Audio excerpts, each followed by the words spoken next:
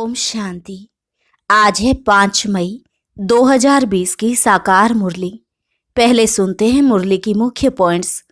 बाबा ने कहा, तुमको महान पुरुष अर्थात पुरुषोत्तम बनाने वाले महावाक्य एक परम पिता परमात्मा ही सुनाते हैं।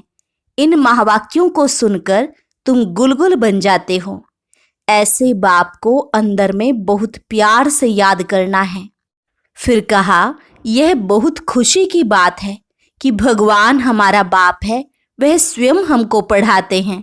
तो यह पढ़ाई कितनी अच्छी रीति पढ़नी चाहिए।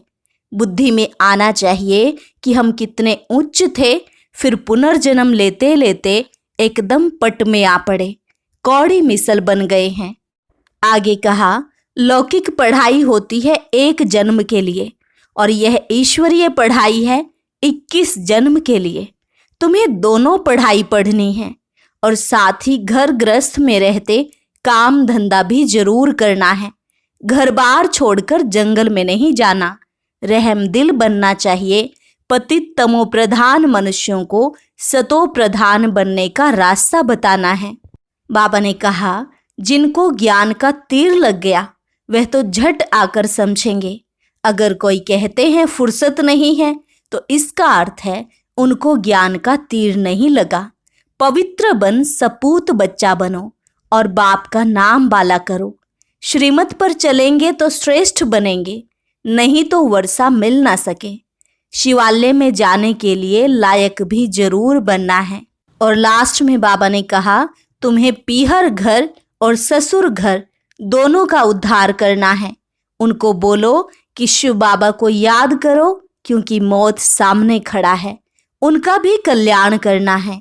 अब सुनते हैं महावाक्यों को विस्तार से। मुरली का सार। मीठे बच्चे, तुम्हारा लव एक बाप से है, क्योंकि तुम्हें बेहद का वर्षा मिलता है। तुम प्यार से कहते हो, मेरा बाबा।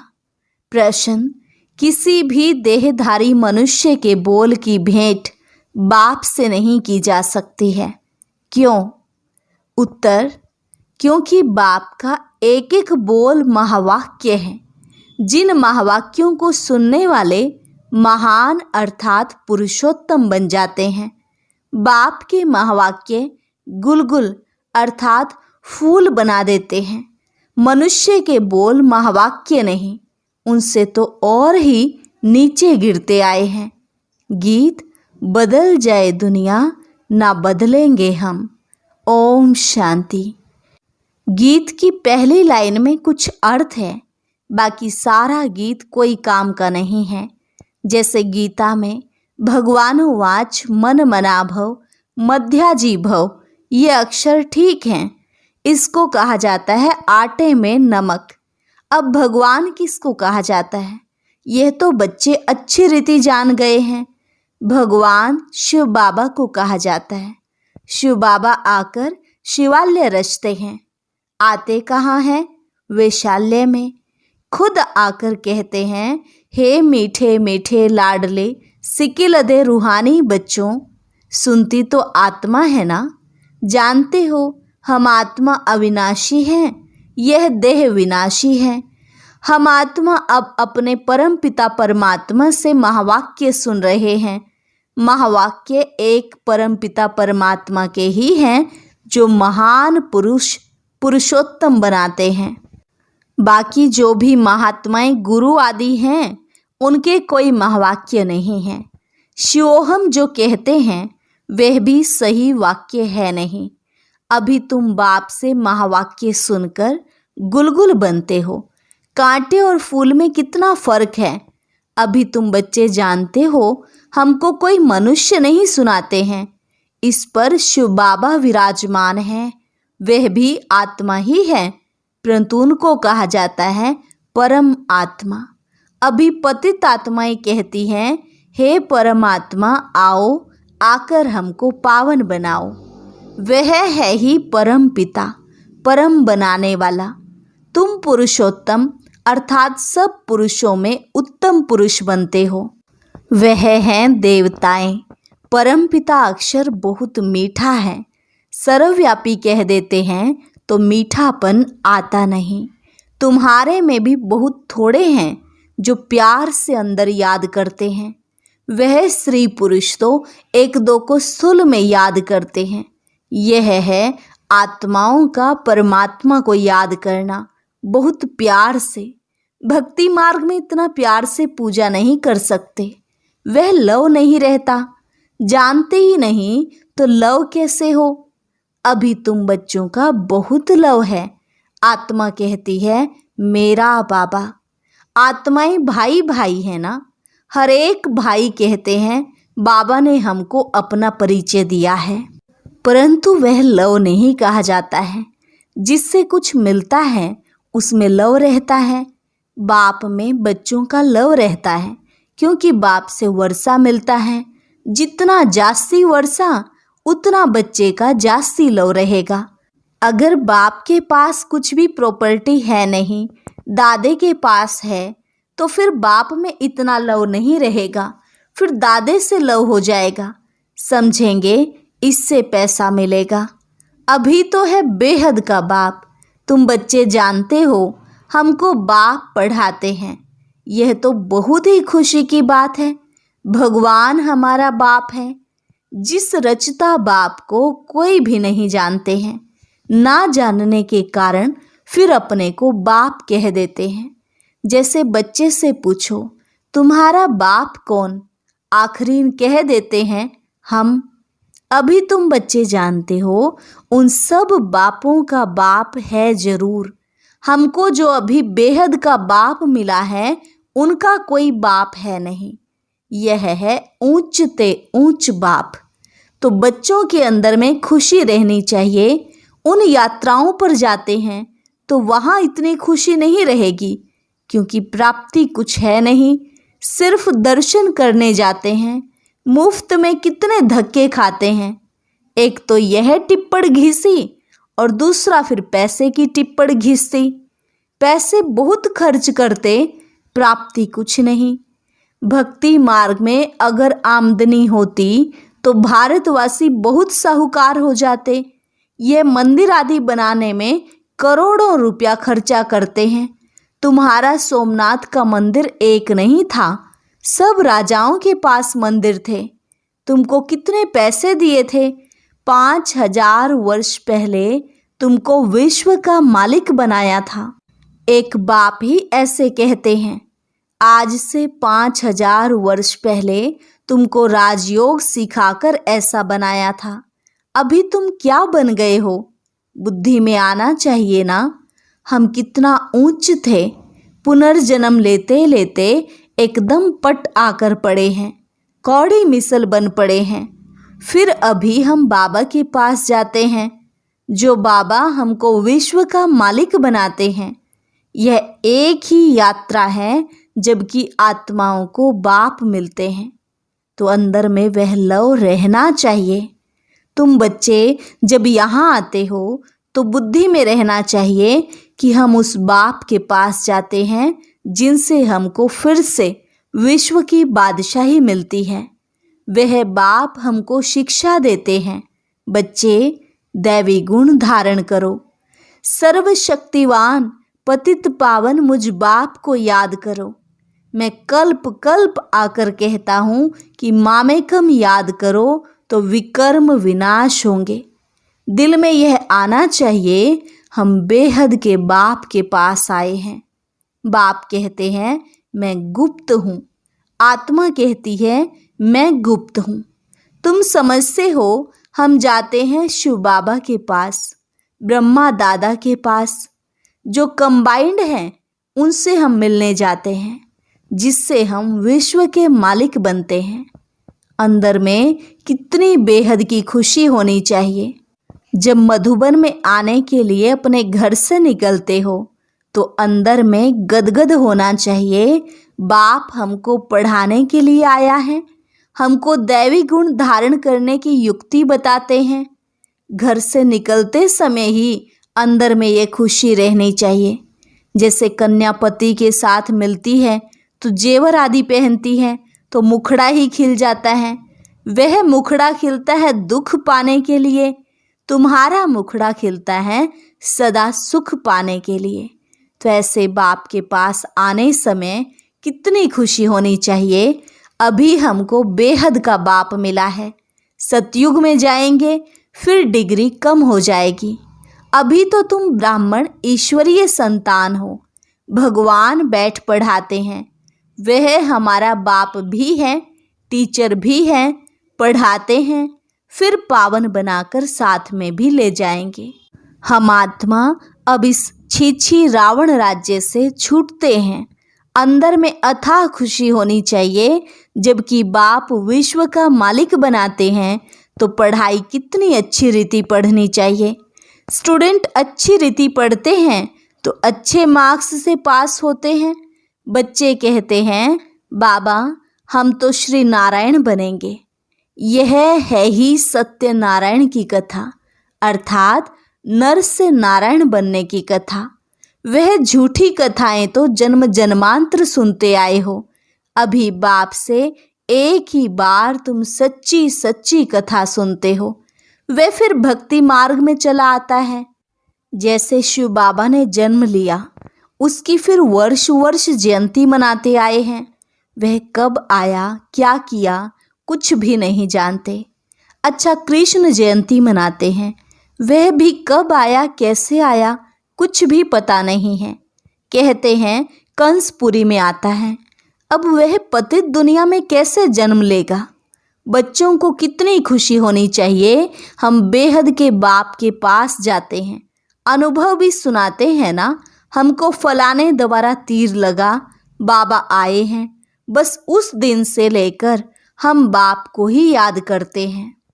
यह है तुम्हारी बड़े ते बड़े बाप के पास आने की यात्रा। बाबा तो चैतन्य हैं, बच्चों के पास जाते भी हैं। वह हैं जड़ यात्राएं, यहाँ तो बाप चैतन्य हैं। जैसे हम आत्मा बोलती हैं वैसे वह परमात्मा बाप भी बोलते हैं शरीर द्वारा। यह पढ़ाई है भविष्य 21 जन्म शरीर निर्वाह के लिए। वह है सिर्फ इस जन्म के लिए। अब कौन सी पढ़ाई पढ़नी चाहिए व कौन सा धंधा करना चाहिए। बाप कहते हैं दोनों करो। सन्यासियों मिसल घर बार छोड़ जंगल में नहीं जाना है। यह तो है प्रवृत्ति मार्ग। दोनों के लिए पढ़ाई है। सब तो पढ़ेंगे भी नहीं, कोई अच्छा पढ़ेंगे, कोई कम। कोई को एकदम झट तीर लग जाएगा, कोई तो तवाई मिसल बोलते रहेंगे। कोई कहते हैं हाँ हम समझने की कोशिश करेंगे, कोई कहेंगे यह तो एकांत में समझने की बातें हैं, बस फिर गुम हो जाएंगे। कोई को ज्ञान का तीर लगा तो झट आकर समझेंगे। कोई फिर कहेंगे हमको फुर्सत नहीं, तो समझो तीर लगा नहीं। देखो बाबा को तीर लगा तो फट से छोड़ दिया ना। समझा बादशाही मिलती है, उनके आगे यह क्या है। हमको तो बाप से राजाई लेनी है। अभी बाप कहते हैं वह धंधा आदि भी करो, सिर्फ 1 हफ्ता यह अच्छी रीति समझो। गृहस्थ व्यवहार भी संभालना है, रचना की पालना भी करनी है। वह तो रच कर फिर भाग जाते हैं। बाप कहते हैं तुमने रचा है तो फिर अच्छी रीति संभालो। समझो स्त्री अथवा बच्चा तुम्हारा कहना मानते हैं तो सपूत हैं, नहीं समझते हैं तो कपूत हैं। सपूत और कपूत का पता पड़ जाता है ना। बाप कहते हैं तुम श्रीमत पर चलेंगे तो श्रेष्ठ बनेंगे, नहीं तो वर्षा मिल ना सके। पवित्र बन, सपूत बच्चा बन, नाम बाला करो। तीर लग गया फिर तो कहेंगे बस अभी तो हम सच्ची कमाई करेंगे। बाप आए हैं शिवालय में ले जाने, तो शिवालय में जाने लिए फिर लायक बनना है, मेहनत है। बोलो अब शिव बाबा को याद करो, मौत सामने खड़ा है, कल्याण तो उनका भी करना है ना। बोलो अब याद करो तो विकर्म विनाश होंगे। तुम बच्चियों का फर्ज है पियर घर और ससुर घर का उद्धार करना। जबकि तुम्हें बुलावा होता है तो तुम्हारा फर्ज है उनका कल्याण करना। रहम दिल बनना चाहिए। पतित तमो प्रधान मनुष्यों को सतो प्रधान बनने का रास्ता बताना है। तुम जानते हो हर चीज नई से पुरानी जरूर होती है। नरक में सब पतित आत्माएं हैं, तब तो गंगा में स्नान कर पावन होने जाते हैं।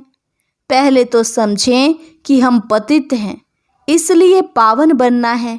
बाप आत्माओं को कहते हैं, मुझे याद करो तो तुम्हारे पाप नष्ट हो जाएंगे। साधु संत आदि जो भी हैं, सबको यह मेरा पैगाम दो कि बाप कहते हैं मुझे याद करो। इस योग अग्नि से अथवा याद की यात्रा से तुम्हारी खाद निकलती जाएगी। तुम पवित्र बन मेरे पास आ जाएंगे। मैं तुम सबको साथ ले जाऊंगा। जैसे बिच्छू होता है, चलता जाता है, जहाँ नर्म चीज देखता है तो डंक मार देता है। पत्थर को डंक मार क्या करेगा? तुम भी बाप का परिचय दो। यह भी बाप ने समझाया है। मेरे भगत कहाँ रहते हैं? शिव के मंदिर में, कृष्ण के मंदिर में, लक्ष्मी नारायण के मंदिर में। भगत मेरी भक्ति करते रहते हैं। हैं तो बच्चे ना। मेरे से राज्य लिया था, अब पूज्य से पुजारी बन गए हैं। देवताओं के भगत हैं ना। नंबर 1 है शिव की अव्यभिचारी भक्ति। फिर गिरते गिरते अभी तो भूत पूजा करने लगे हैं। शिव के पुजारियों को समझाने में सहज होगा। यह सब आत्माओं का बाप शिव बाबा है। स्वर्ग का वर्षा देते हैं। अभी बाप कहते हैं, मुझे याद करो तो विकर्म विनाश हो। हम तुमको पैगाम देते हैं। अब बाप कहते हैं, पतित पावन ज्ञान का सागर मैं हूँ। ज्ञान भी सुना रहा हूँ, पावन बनने के लिए योग भी सिखा रहा हूँ। ब्रह्मा तन से मैसेज दे रहा हूँ, मुझे याद करो। अपने 84 जन्मों को याद करो। तुमको भगत मिलेंगे मंदिरों में और फिर कुंभ के मेले में। वहाँ तुम समझा सकते हो पतित पावनी गंगा है या परमात्मा। तो बच्चों को ये खुशी रहनी चाहिए कि हम किसके पास जाते हैं। है कितना साधारण, क्या बड़ाई दिखाएं। शिव बाबा क्या करे जो बड़ा आदमी दिखाई पड़े। सन्यासी कपड़े तो पहन नहीं सकते। बाप कहते हैं, मैं तो साधारण तन लेता हूँ। तुम ही राय दो कि मैं क्या करूं, इस रथ को क्या श्रृंगारूं। वह हुसैन का घोड़ा निकालते हैं, उनको श्रृंगारते हैं। यहाँ शिव बाबा का रथ फिर बैल बना दिया है। बैल के मस्तक में गोल गोल शिव का चित्र दिखाते हैं। अब शिव बाबा बैल में कहाँ से आएगा? भला मंदिर में बैल क्यों रखा है? शंकर की सवारी कहते हैं। सूक्ष्म वतन में शंकर की सवारी होती है क्या? यह सब है भक्ति मार्ग जो ड्रामा में नूंद है। अच्छा, मीठे मीठे सिकिलदे बच्चों प्रति मात पिता बाप दादा का याद प्यार और गुड मॉर्निंग। रूहानी बाप की रूहानी बच्चों को नमस्ते। रूहानी बच्चों की रूहानी बाप दादा को नमस्ते नमस्ते, गुड मॉर्निंग। धारणा के लिए मुख्य सार। पहली पॉइंट, अपने आप से प्रतिज्ञा करनी है कि अभी हम सच्ची कमाई करेंगे। स्वयं को शिवालय में चलने के लायक बनाएंगे। सपूत बच्चा बनकर श्रीमत पर चलकर बाप का नाम बाला करेंगे। दूसरी पॉइंट, रहम दिलबंद तमोप्रधान मनुष्यों को सतोप्रधान बनाना है। सबका कल्याण करना है। मौत के पहले सबको बाप की याद दिलानी है। वरदान, हांजी के पाठ द्वारा सेवाओं में महान बनने वाले सर्व की दुआओं के पात्र भव। हांजी के पाठ द्वारा सेवाओं में महान बनने वाले सर्व की दुआओं के पात्र भव। कोई भी सेवा खुशी और उमंग से करते हुए सदा ध्यान रहे कि जो सेवा हो उसमें सर्व की दुआएं प्राप्त हो, क्योंकि जहाँ दुआएं होंगी वहाँ मेहनत नहीं होगी। अभी यही लक्ष्य हो कि जिसके भी संपर्क में आए उसकी दुआएं लेते जाएं। हाँ जी का पाठ ही दुआएं लेने का साधन है। कोई रॉन्ग भी है तो उसे रॉन्ग कहकर धक्का देने के बजाय सहारा देकर खड़ा करो, सहयोगी बनो, तो उससे भी संतुष्टता की दुआएं मिलेंगी। जो दुआएं लेने में महान बनते हैं वे स्वतः महान बन जाते हैं।